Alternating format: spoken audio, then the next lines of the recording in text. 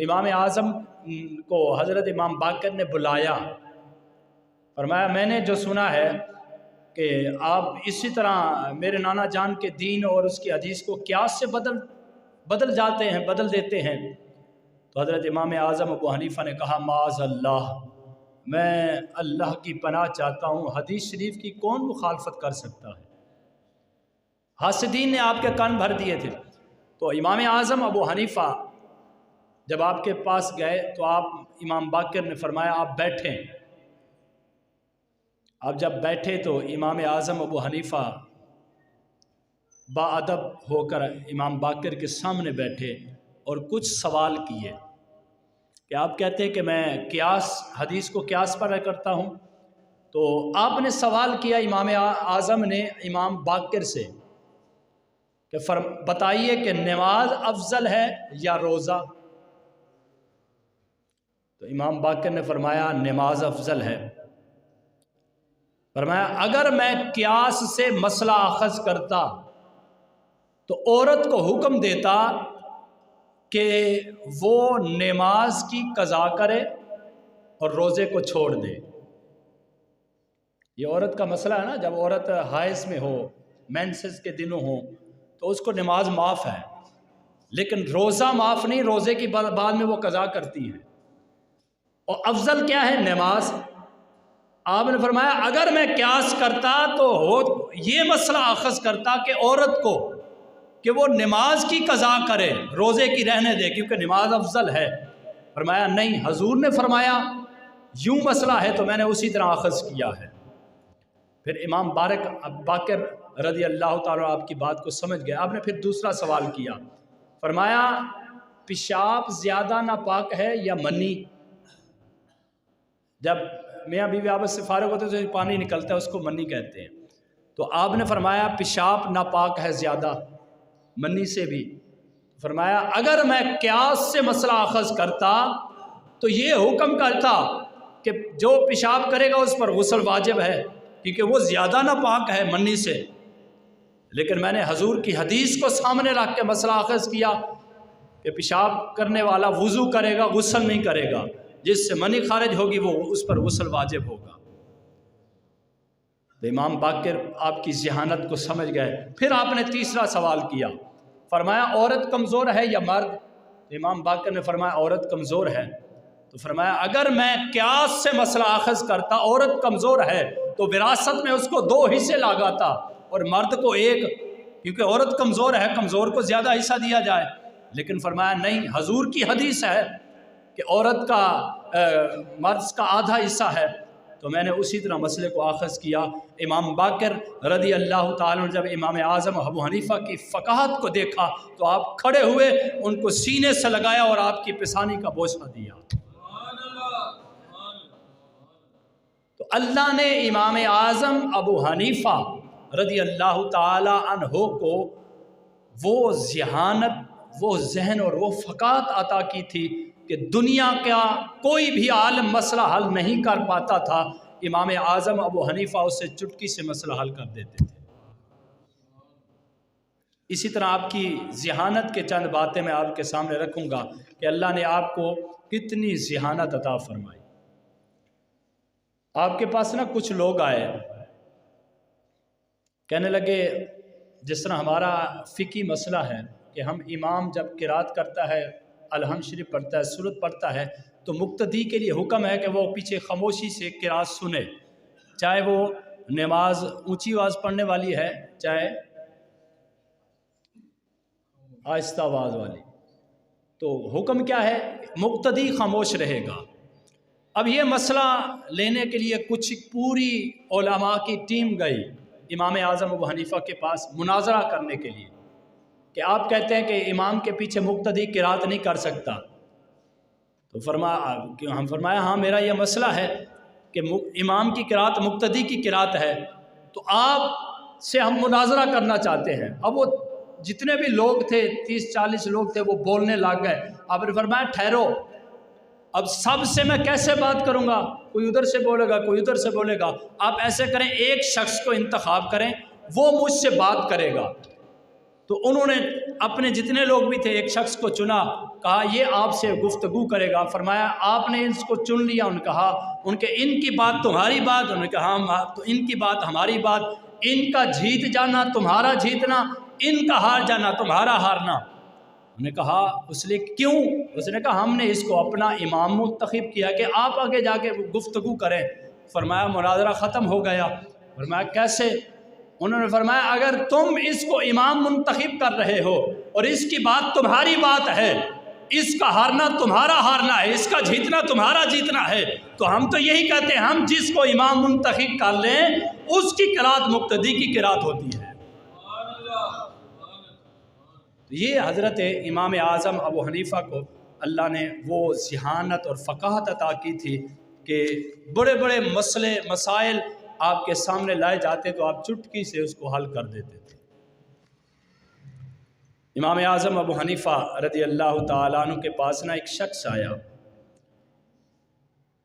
کیونکہ حاسدین بھی تھے، کچھ آپ کو آزماتے بھی تھے، تو اس نے سوال کیا کہ آپ سنا ہے کہ آپ بڑے بڑے مسائل کو بڑی چٹکی سے حل کر دیتے ہیں۔ آپ نے فرمایا اللہ کے فضل سے۔ تو فرمایا بتائیں جو انسان کا پخانہ ہوتا ہے اس کا ذائقہ کیسا ہوتا ہے؟ اب اس کا سوال دیکھیں کہ پخانے کا ذائقہ کیا ہے، اور آپ کی فقاہت بھی دیکھیں۔ آپ نے فرمایا پخانہ میٹھا ہوتا ہے۔ اس نے کہا آپ کے پاس دلیل کیا ہے؟ امام اعظم ابو حنیفہ نے فرمایا جو نمکین چیز ہوتی ہے اس پہ کبھی مکھیاں نہیں بیٹھتی، پخانے پہ مکھیاں بیٹھتی ہیں، اس لیے اس کا ذائقہ میٹھا ہی ہے۔ اللہ اکبر! یہ اللہ نے آپ کو فقاہت عطا فرمائی تھی کہ انسان کی وہاں سوچ نہیں ہوتی تھی، آپ اس مسئلے کو حل کر دیا کرتے تھے۔ ایک امام اعظم ابو حنیفہ کے دور میں میاں بیوی تنہائی میں کچھ ان کی آپس میں گڑبڑ ہوئی۔ اب میاں تو خوش تھا، بیوی ناراض تھی، وہ اس نے بارہا منانے کی کوشش کی، لیکن جب وہ غصے میں آیا اس نے کہا میں قسم اٹھاتا ہوں جب تک تم مجھ سے پہلے بات نہیں کرے گی میں تجھ سے بات نہیں کروں گا۔ اب بیوی بھی غصے میں تھی، اس نے کہا میں بھی قسم اٹھاتی ہوں جب تک تم مجھ سے پہلے بات نہیں کرو گے تو میں بھی نہیں کروں گی۔ اب دونوں نے قسم اٹھا لی اور دونوں ہانس ہو گئے۔ ہانس اسے کہتے ہیں جو قسم توڑنے والا ہوتا ہے۔ اب دونوں نے قسمیں اٹھا لی۔ اس دور کے اندر جو قسم توڑنے والا ہوتا تھا اس کی گواہی بھی قبول نہیں ہوتی تھی، اس پہ اعتبار بھی نہیں کیا جاتا تھا۔ آج تو ہم ہر لمحے میں قسم اٹھاتے ہیں نا، اس کو مذاق سمجھ کے۔ اب دونوں آنس ہو گئے، دونوں نے قسم اٹھا لی۔ اب رات گزری، جب دماغ ٹھنڈا ہوا تو سوچا یہ ہم نے کیا کر دیا ہے۔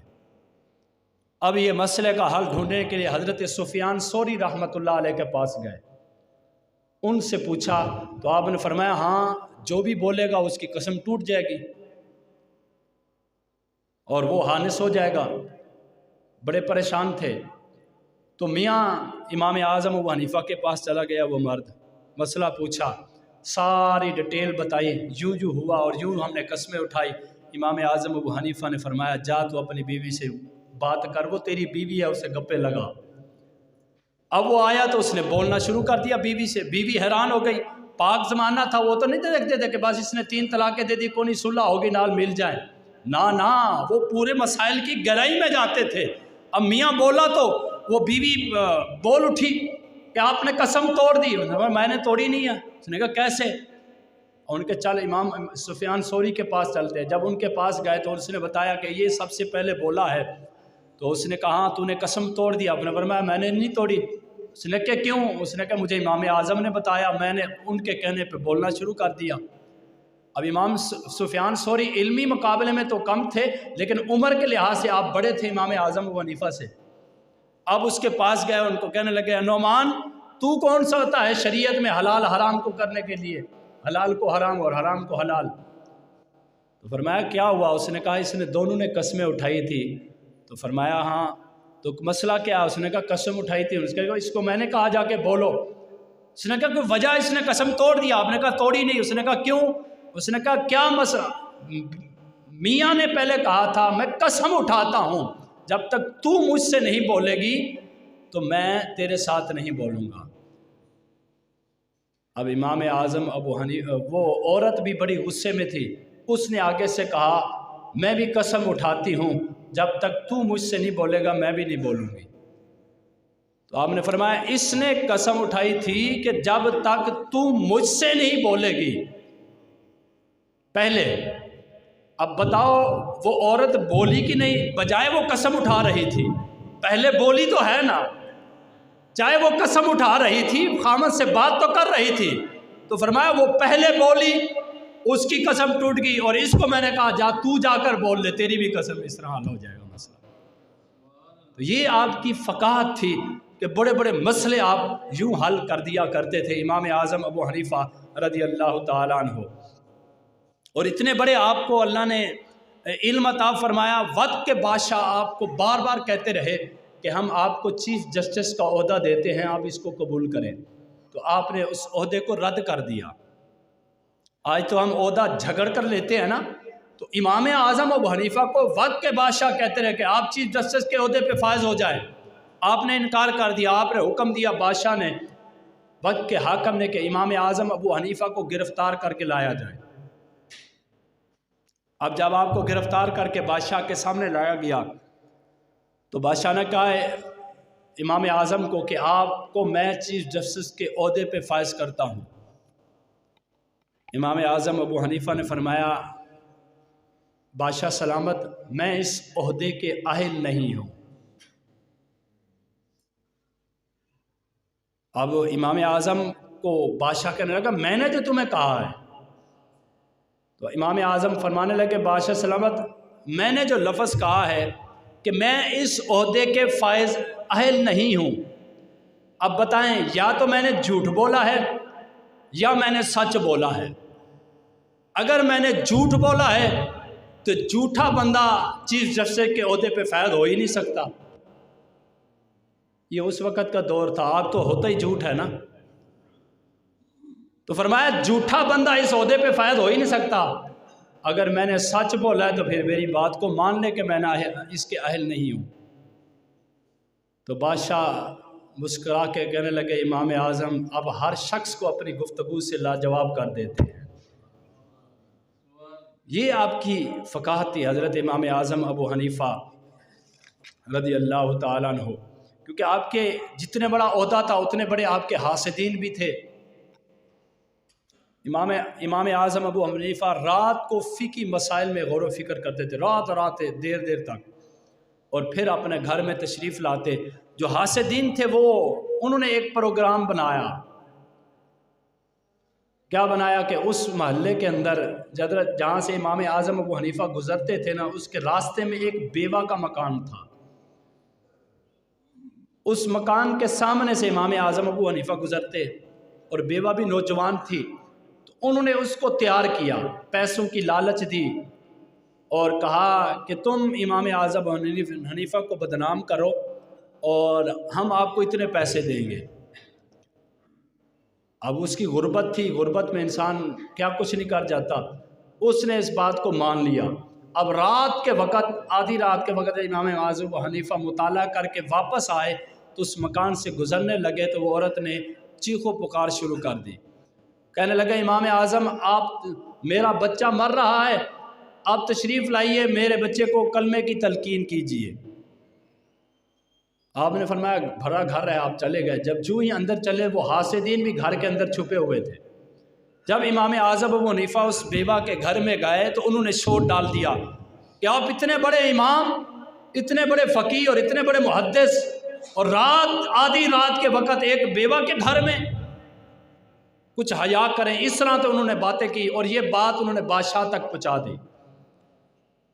اب رات کا وقت تھا، بادشاہ نے کہا صبح ہوگی تو میں اس کا فیصلہ کروں گا، آپ دونوں کو جیل کے اندر ڈال دیں، عورت کو بھی امام اعظم کو بھی۔ اب دونوں کو جیل میں ڈال دیا گیا۔ ان کا خیال تھا کہ امام اعظم گرفتار ہوں گے، اور دونوں گرفتار ہو گئے۔ اب آدھی رات کا وقت تھا، دونوں ایک کوٹھڑی کے اندر گرفتار کیے گئے، بند کمرے میں۔ امام اعظم ابو حنیفہ مسائل کا حل مطالعہ کر کے واپس آ رہے تھے، باوضو تھے، آپ نے اپنی چادر بچھائی اور جیل کے اندر ہی نماز پڑھنا شروع کر دی۔ اب وہ عورت نے جب دیکھا کہ یہ اتنے بڑے متقی، اور اس وقت تو الزام تھا، وہ سوچنے لگی کہ اب تو رات کے آدھی رات کا وقت ہے اور بند کمرہ ہے، کوٹھڑی ہے، اور میں نوجوان ہوں، اس نے میری طرف دیکھا نہیں اور آ کے نمازیں شروع کر، اتنا بڑا متقی اور اس کے بارے میں نے غلط خیالات کیے، ان پر تہمت لگائی۔ جب امام اعظم ابو حنیفہ نے سلام پھیرا اور اس نے آ کر ہاتھ جوڑ کر معافی مانگی، حضور مجھ سے غلطی ہوگی، مجھے معاف کر دے، اور ساری پھر اس نے اپنا واقعہ بتایا کہ اس طرح حاسد الدین نے مجھے تیار کیا اور میں نے یہ بات کی۔ تو امام اعظم ابو حنیفہ نے فرمایا اچھا تم نے اچھا کیا، بتا دیا، تو پھر میں تمہیں ایک ترغیب دیتا ہوں، اس پر عمل تم نے کرنا ہے۔ اس نے کہا کیا؟ اس نے کہا اس وقت رات کے وقت اور کوئی نہیں ہے، ایک سپاہی کے جو ہماری نگرانی کر رہا ہے، آپ اس سپاہی کے پاس جائیں اور اسے کوئی ایسا بہانہ بتائیں کہ میں گھر میں کھڑی تھی، اچانک سپاہی مجھے پکڑ کے لے آئے، تو مجھے گھر میں ضروری کام ہے، آپ میرے ساتھ بھی جائیں اور ساتھ واپس آ جانا، اور اس کی منت سماجت کرنا، وہ مان جائے گا، اور تم نے پھر اپنے گھر میں نہیں جانا، میرے گھر میں جانا ہے، اور میری بیوی کو جا کے سارا ماجرا بتانا ہے، اور تم نے جو چادر اور برقع پہنا ہوا ہے وہ برقع میری بیوی کو دے دینا ہے، اور اپنی جگہ پہ میری بیوی کو اس سپاہی کے ساتھ روانہ کرنا ہے۔ اب اس نے ایسا کہا، یا امام اعظم ابو حنیفہ کی بیوی آپ کے جیل کوٹھڑی میں آ گئے۔ صبح جب ہوئی، فیصلہ ہونے لگا، بادشاہ نے امام اعظم ابو حنیفہ رضی اللہ تعالیٰ عنہ کو پوچھا کہ آپ اتنے بڑے امام اور آپ کا کام یہ، اس وقت حاسدین کا جمع غفیر تھا، لوگ دیکھ رہے تھے اب کیا فیصلہ ہوتا ہے۔ تو بادشاہ کہنے لگا آپ اتنے بڑے امام اور رات کو تنہائیوں میں ایک غیر محرم عورت کے گھر میں آپ تشریف لے گئے۔ امام اعظم ابو حنیفہ نے فرمایا آپ کو کس نے کہا میرے ساتھ غیر محرم عورت ہے؟ میرے ساتھ غیر محرم عورت ہے، لفظوں پہ غور کرنا۔ اب آپ کا سسر بھی وہی تھا، آپ نے فرمایا میرا سسر یہی ہے، ان کو کہو کہ یہ پہچانے یہ کون ہے۔ جب برقع ہٹایا گیا تو آپ کے سسر نے کہا یہ تو میری بیٹی ہے۔ تو یہ آپ کو فقاہت تھی کہ حاسدین نے کیسا پروگرام بنایا، آپ نے اپنی فقاہت سے اس سے کیسے چھٹکارا پایا، اور جس کو لالچ دے کر پھنسایا تھا وہ بھی بچ گئی، اور آپ بھی باعزت بری ہوئے اس فیصلے سے۔ تو یہ اللہ حضرت امام اعظم ابو حنیفہ رضی اللہ تعالیٰ عنہ کو اللہ نے اس طرح کی فقاہت عطا فرمائی تھی کہ ایک کوئی بھی مسئلہ ہوتا تو آپ منٹوں میں حل کر دیا کرتے۔ ایک آپ پڑھا رہے تھے تو ایک عورت آئی، آپ کے ٹیبل کے سامنے ایک سیب رکھ دیا، آپ نے سیب دیکھا اور سیب کو کاٹ کے اسے واپس کر دیا، اب وہ چلی گئی۔ لوگ حیران تھے کہ یہ ماجرا کیا ہے، عورت آئی اس نے سیب رکھا اور آپ نے کاٹ کے واپس دے دیا، کھایا بھی نہیں، نہ اس نے کوئی بات کی نہ آپ نے کوئی بات کی۔ تو جب پوچھا گیا تو امام اعظم ابو حنیفہ نے فرمایا یہ ایک مسئلہ پوچھنے کے لیے آئی تھی۔ اس نے کہا کون سا مسئلہ؟ اس نے کہا باحیا عورت تھی، لوگ بیٹھے تھے، اس نے بولنا نہ چاہا، خاموشی سے مسئلہ پوچھا اور میں نے خاموشی سے جواب دے دیا۔ لوگ کہنے لگے حضور ہمیں تو نہیں سمجھ لگی کون سا مسئلہ پوچھا اور کون سا جواب ہوا۔ آپ نے فرمایا جو وہ سیب لے کر آئی تھی نا، وہ ایک سیب ایک حصہ اس کا بالکل سرخ تھا اور ایک ہلکا زرد تھا، اور وہ مسئلہ پوچھنے کے لیے آئی تھی حیض کے بارے میں، مینسز کے بارے میں۔ حضور بتائیے سرخ خون کے بعد اگر ہلکا زرد خون آئے کیا میں غسل کر سکتی ہوں، پاک ہو سکتی ہوں؟ آپ نے سیب کاٹ کر اس کی سفیدی سامنے رکھی، فرمایا نہ، جب تک سفید خون نہ آئے تم پاک نہیں ہو سکتی۔ اب دیکھنے والے حیران رہ گئے، مسئلہ پوچھنے والے پہ بھی باکمال تھا اور جواب بھی آپ نے باکمال دیا۔ تو یہ اللہ نے آپ کو فقاہت عطا فرمائی تھی۔ حضرت امام اعظم ابو حنیفہ رضی اللہ تعالی عنہ کو اللہ نے، وہ امام جس کے آج ہم مقلد ہیں، امام اعظم ابو حنیفہ جس نے 22 یا 26 بعض نے لکھا ہے کہ صحابہ کرام سے آپ کی ملاقات ہوئی، حضرت انس بن مالک، حضرت جابر، ایسے صحابہ سے آپ نے حدیثیں بھی اخذ کی، حضرت امام باقر رضی اللہ تعالیٰ عنہ سے آپ کی ملاقات ہوئی، ان سے بھی آپ نے علم حاصل کیا، اور وہ امام جس کے بارے میں حضور نے فرمایا تھا کہ جب دین ثریا پر چلا جائے گا، فارس سے ایک جوان اٹھے گا اور وہ اس دین کو واپس لے آئے گا۔ وہ حدیث، اب فارس النسل تھے، نوشیرواں کی نسل سے تھے جو فارس کے بادشاہ تھے، اسی سے حضور نے جو فرمایا تھا وہی آپ کا فرمان، اس کے علاوہ کوئی ایسا نوجوان پیدا نہ ہوا امام اعظم ابو حنیفہ رضی اللہ تعالی عنہ کے سوا۔ تو یہ آپ کو اللہ نے ذہانت عطا فرمائی تھی۔ ایک اور مسئلہ بھی بتا دوں، بڑا ایک دلچسپ ہے، میں نے شاید پہلے بھی آپ کے بارے میں بتایا ہو۔ ایک شخص فوت ہوا نا، تو اس کے بچے یتیم تھے، اس نے ایک امیر شخص کو بلایا، اپنے دوست کو، ایک سونے کی اشرفیاں تھیلی تھی اس کو دیا، اور کہا یہ تھیلی ہے، اور وصیت نامہ لکھ دیا کہ جب میرے بچے جوان ہو جائیں، جو تیرا جی چاہے میرے بچوں کو دے دینا، باقی اپنے پاس رکھ لینا۔ اب بچے جوان ہو گئے، اب اس نے فیصلہ کیسے کیا؟ اس نے وہ جو تھیلی تھی وہ بچوں کو دے دی اور اشرفیاں اپنے پاس رکھ لیں۔ لوگ حیران ہو گئے، یار تو یتیموں کا حق کھا رہا ہے۔ اس نے کہا اس کی وصیت پڑھو، اس کا باپ وصیت کر کے گیا تھا کہ جو تیرا دل چاہے بچوں کو دے دینا، باقی اپنے پاس رکھ لینا، تو میں نے وصیت پہ عمل کیا۔ اب لوگ حیران تھے کہ بچوں کا حق کھا رہا ہے۔ مسئلہ چلتا چلتا امام اعظم ابو حنیفہ کے پاس پہنچا، تو جب آپ کے پاس پہنچا تو آپ نے فرمایا سب کو جمع کیا، کہا آپ وصیت پڑھو۔ اس نے وصیت پڑھی تو کہا اس نے وصیت پہ لکھا تھا کہ جو تیرا جی چاہے میرے بچوں کو دے دینا، باقی اپنے پاس رکھ لینا۔ تو امام اعظم ابو حنیفہ نے فرمایا پھر پڑھ۔ اس نے جب پھر پڑھی کہ جو تیرا جی چاہے، تو آپ نے فرمایا بتا تیرا جی کیا چاہ رہا ہے، تھیلیوں کو چاہ رہا ہے یا اشرفیوں کو چاہ رہا ہے؟ اس نے کہا میرا دل تو اشرفیوں کو۔ فرمایا اس نے کہا جو تیرا دل چاہے، تو تیرا دل چاہ رہا ہے اشرفیاں اپنے پاس رکھوں، تو وہ اشرفیاں بچوں کو دے اور تھیلی اپنے پاس لے تے واپس چلا جا، کیونکہ وصیت تھی کہ جو تیرا دل چاہے بچوں کو دے دینا۔ اب تیرا دل چاہ رہا ہے اشرفیوں کو، لہذا وہ بچوں کو دے اور تھیلی اپنے پاس رکھ لے۔